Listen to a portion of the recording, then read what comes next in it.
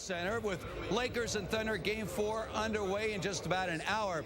Our very own Rebecca Hall, now a resident, by the way, at Staples Center, is here to preview tonight's game. Rebecca.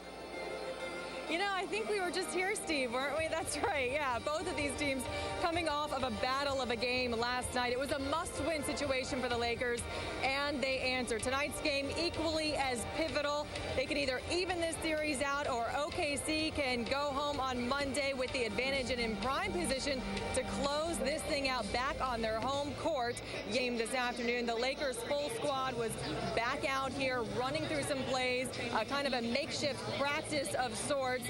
Absolutely, the Lakers do have the experience, but the question is that going to be enough when it comes to playing a team like OKC? We will soon find out. Steve, I'll send it back to you.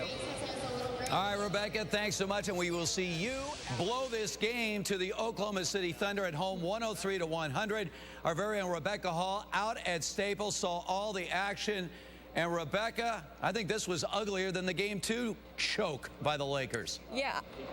Yeah, I was going to say this one certainly looked a lot like Game 2. It really did, especially coming down to the end. When that final buzzer sounded, this crowd was silent. They sat in their seats, just stood there stunned, especially considering the way that this game had started. Neither team showing any obvious signs of fatigue. The Lakers were in command after finishing the first quarter was half of this game, things that I was shocked that he was missing, and then he still managed to finish the game with 31 points. Now the Lakers have their backs against the wall. They have to head to Oklahoma City, enemy territory, for Game 5 on Monday. At least they get a day off to kind of rest and get a little bit of composure back, but it doesn't look good from here, Steve. It could have been the best of a 3-game series had the Lakers won tonight, but now it looks like they have to do the nearly impossible if they want to move forward. I'll send it back to you. All right, thanks so much, Rebecca. By the way, only 8 teams ever have overcome a 3-1 deficit in the playoffs. We're going to see you later in the show.